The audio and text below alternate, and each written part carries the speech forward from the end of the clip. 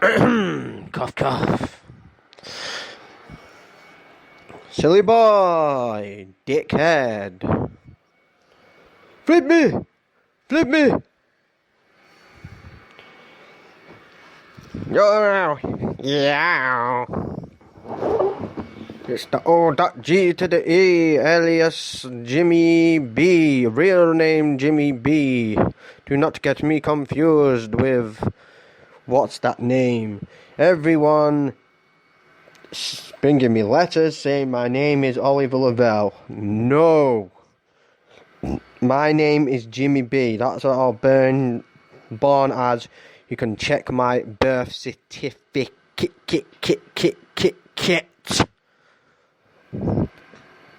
Hershey knows my name is Jimmy B, but I've always been called Odgie. That is the thing. Now, quite exhausted. Just done an hour at the gym on the weights, and then the cardio. Kind of mixed it up. Tomorrow, stomach, back, legs, you name it. Intense training. I didn't stop to look at my mobile phone.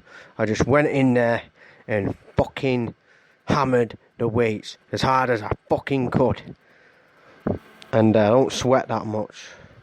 But I was sweating. I put the machine on about 10.0. So I was like running like a madman on the machine. And then all the water was sweating everywhere. And kind of looking at this nice bitch across from me. She was fine. Probably thought I was a bit crazy, which I am. But that's it. And I didn't need to change because I just live round the corner. So when people think, oh, you're not getting a shower afterwards, well, yeah, I am. But I live round the fucking corner. So what's the need? And what's the need for a fucking locker? No need for a locker. I leave my stuff on the open. I know who comes in and comes out. So if anyone takes my stuff, I will know who it is. And that's pretty much what it is and how it is going. Now leading up to SummerSlam, I'm very disappointed. I've lost money. But I am pleased because this is going to be a great match between Brock Lesnar, Roman Reigns, Braun Strowman and Samoa Joe. Now, I think Brock Lesnar is going to lose the title because of that stipulation. He leaves WWE and because of the possible John Jones fight. And it's looking, as I read some sources online, it's looking very much more likely. There's deals being made at the moment between Dana White and Brock Lesnar's attorneys and stuff like that, and Brock Lesnar really wants to get in there with Jones, and it might be this Christmas, coming up Christmas, New Year time, they actually fight. So, obviously, if that happens, he's going to have to lose the title. Who's he going to drop it to? I think he might be... I want it to be Braun Strowman. I think it will be a big surprise that he wins. And the guy's indestructible. You know, put the title on him for a bit. Put the title on Bray Wyatt for a bit. Put it on him a bit. And make him have some physical matches with Samoa Joe. Roman in the picture, but I think Seth should be taking. I really don't like what they're doing with Seth Rollins at the moment. You know, he is the guy, he is the man, and they're not doing much with him. Him and Bray Wyatt rivalry didn't make no sense whatsoever. I think Seth Rollins really needs to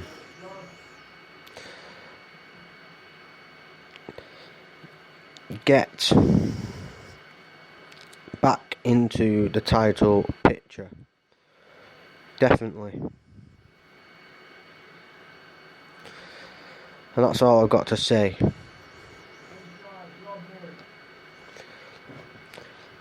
Someone knocking outside my door. Who gives a shit? So, I was going to read on the Brooklyn criminals. I used to say criminal. I mean criminal. I've been writing on my book about all my crazy days that I used to have. It's like a mini autobiography / SFS philosophy. Next book is going to be strictly SFS. I just thought, I've wrote the book before and it all got deleted from the laptop. Now I'm gonna write another one. It's saved, so everything's right. So it's an autobiography, but it has this philosophy, but I suggest you read it to understand what SFS is all about. And it's not some extreme religion. It's not even a religion. It's something separate. It's something separating yourself from being controlled, basically. It's not telling you to do anything bad or good or whatever. It's telling you, telling you what to be like. It's kind of like Bruce Lee a bit. Kind of on Bruce Lee's level type of thing. And in between Bruce Lee's level and Tupac's type of level, I'd say. Say underneath them type levels. I have to take Hershey to the vet's right in about half an hour so she can go and get her booster for the year.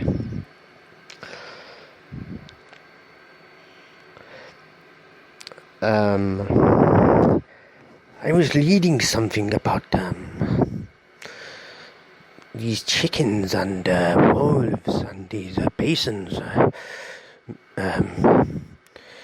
What it was the chickens were in the farm eating on these little eggs, hatching the little eggs, and then the chickens were chickening bark about in the farm, and then the wolves came along and snatched the eggs off the chickens. The chickens did not like it. The wolves ran away and then got intercepted by the bisons half a mile up the hill, and the bisons started to molest the wolves and eat them. Then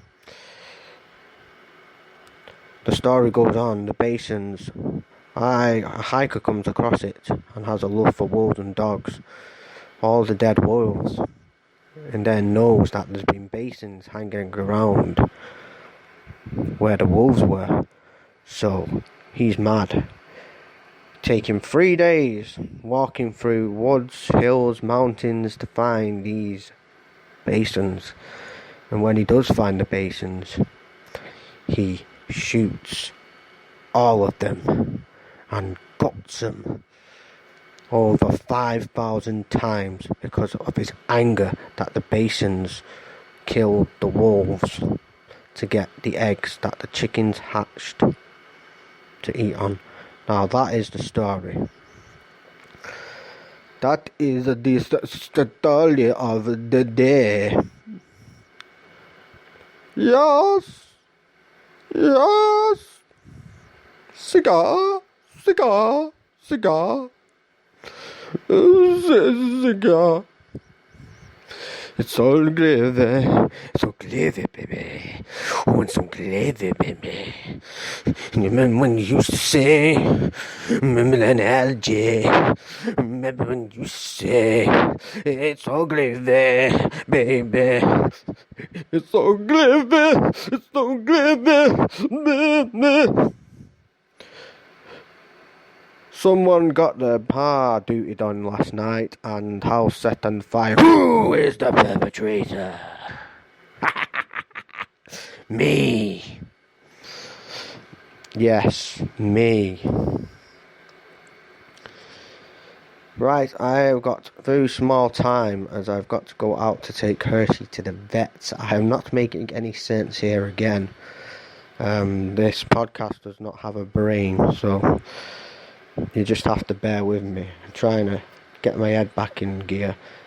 I've just been to the gym. Oh, there's kids outside trying to fight here. What? Now little kiddies squaring off against each other. How nice. One of them just got one in a headlock. I don't know if they're really fighting. Yeah, they are really fighting.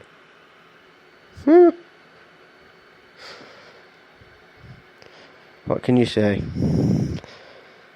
Summer holidays. That's what I used to do all the time. Oh no, pulling each other back now. One was on the floor, kicking him. I'm not going out there. Let the kids fight. That's all I say. Yeah. I got some special equipment today.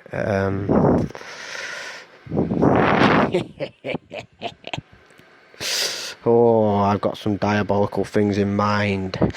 Diabolical beyond human imagination of what my plans with these tools that I've got that I am going to use on a family member that you hear about in my songs. When I go down to Hammersmith with a fat spliff. And who's the guy that I am after? Get it? Well, it is on. When I tell you it is on, I mean it is on, motherfucker. I ain't forgetting shit.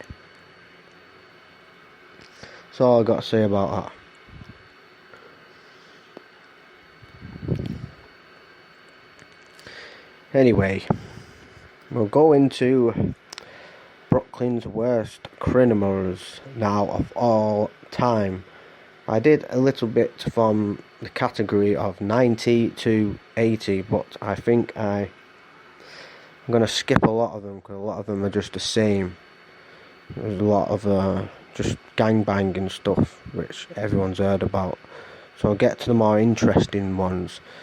You might have heard of them, you might have not done. So here we go. Here we go. Now, Shypock. I've got a lot of things new for sale on Shypock. I've got all the Ultimate Fighter DVDs. So, selling them for £5 each. 5 discs, 6 discs DVDs. Worth a lot of money. Audible. Told you about Audible and how good it is. There's a new book coming out soon. That you want to read if you're a Mafia fan. You're a fan of the Mafia. It's called The Day and the Life of Tommy Karate Pater. And this guy's up there with Richard Kuczynski, the same author of The Iceman. If you ever listen to the Iceman book, The Iceman, Richard Kuczynski, the same author of that. This guy is mad. I wouldn't say anyone is as bad as Richard Kuczynski was. I think he is the worst of the worst, but this guy is definitely up there. He was a made man of the Bonanno crime family. So it's quite interesting. And he was a big fan of Bruce Lee as well. That's what he got inspiration, but he used it in the wrong way. He used a bit of that and a bit of the samurai way of thinking, which turned him into one of the most dangerous mafia men of all time. Basically, he cut up bodies. They called him the Butcher, but he was extremely tough. He used to do martial arts tournaments all the time. So he's extremely tough and has a voice, goes into a voice, the squeaky voice. I'm Tommy Patel, man, I'm gonna chop you up and tear you some, man. It's the 50 fucking pieces, man. You have a fucking cost fucking Tommy, man. The point is, this guy, Tommy Patera, is more on a serial killing category because he used to keep some of the possessions of his victims and revisit the grave sites That's where he had a private burial ground for them all. He was from Brooklyn. He might be on the list. He have made the list. Yes, he might have made the list. Yeah, he worked with the Bonanno family, but he was the most dangerous, feared guy out there in the hearts of Gravesend. He buried his victims in a bird sanctuary. The worst one was this woman that he did. He had a guy who was a mafia guy who was with him. And he had a family that was in the mafia, but he trusted him because he had family in the mafia, but he was appalled by watching Tommy Patera chop up all these victims into like 6 pieces. He learned that proficiently in all the books that he read, how to do it. So anyone fucked with Tommy Patera, they were fucked. He would like to kill. He enjoyed killing, as Richard Kuklinski would just kill and just say, "Oh, well, another fly I stepped on. It's all business." I think Tommy Patera is more on the serial killing category than the mafia hitman category, but saying that, he was tough and everyone was scared of him.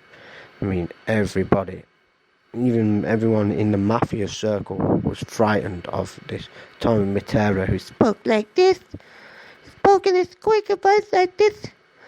Some man come to my restaurant and we'll have some espresso, man. Like maybe a bottle of champagne, man.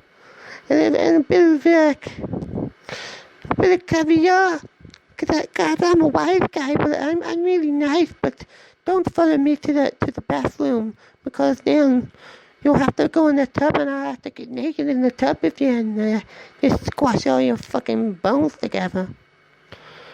The detective that took him down, Jim Hunt, he was called. Jim Hunt was really a tough guy, a tough Irishman that eventually took him down. So it's really about a cop and him, really. Basically, the book's a mixture between the cop's life and his life.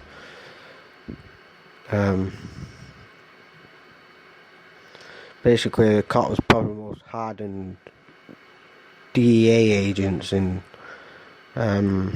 New York. Don't think he was a bank copper. I think he was good, because what he signed up for, obviously, the constitution of the police and how they're controlled is a different thing. People that control them, but the actual people that work there obviously sign up. A lot of them just sign up because they actually do want to make the streets safe, and they do. Some of them sign up for that, and Jim Hunt signed up for that.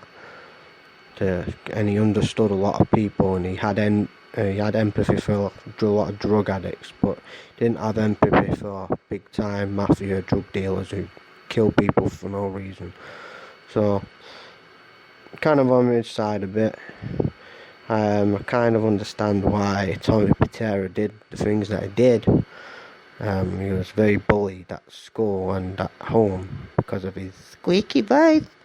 And then he started doing the Bruce Lee thing, then did the martial arts thing in Japan. He could have been a martial arts instructor, he could have gone that way, but he went back to New York and went the other way. So he could have been a good martial artist.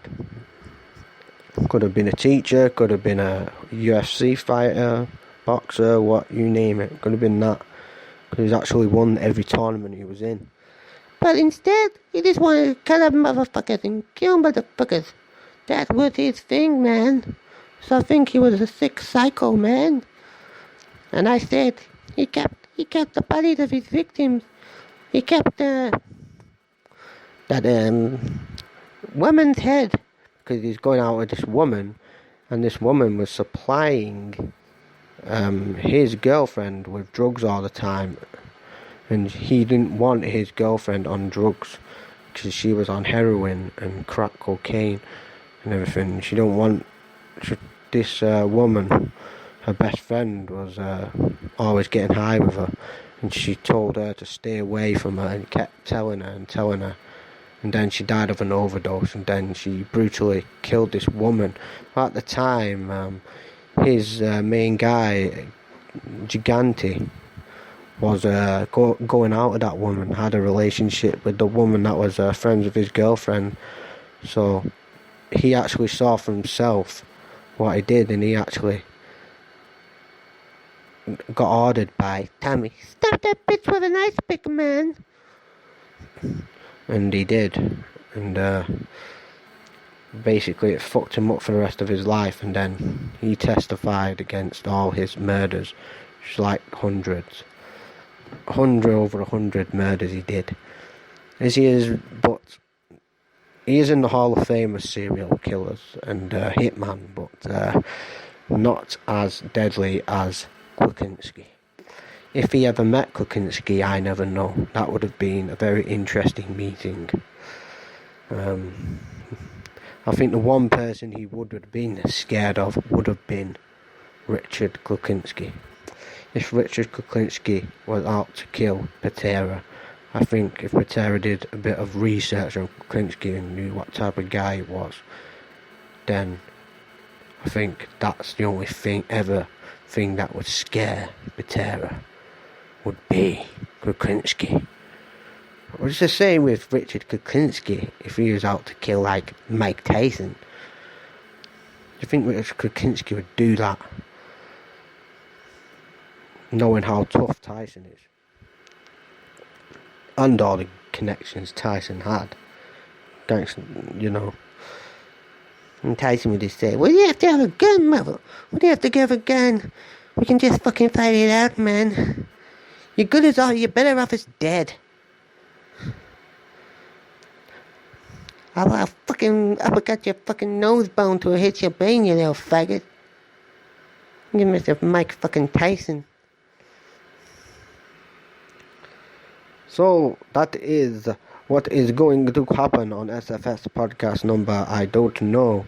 I'm very sorry about Stone Cold Steve Austin losing his dog Hershey. It made me more appreciative of my dog Hershey. I'm going to take her to get a booster now at the vets. I named my dog after Stone Cold's dog. My dog is a really nice dog. She's always friendly with people outside the house. She's a cross collie German shepherd. Very nice dog. A lot of energy still because she's still young. And I had her since she was a puppy. She's about 4 years old now. But yeah, I just feel sorry for Stone Cold's dog. I tweeted him a lot of times. He don't tweet me back. Why? Well, okay with that. But so Stone Cold, I am sorry about your loss with Hershey. It makes me cherish my Hershey. I might send you a picture of my dog Hershey to you. Because Hershey is still alive. My Hershey. Anyway,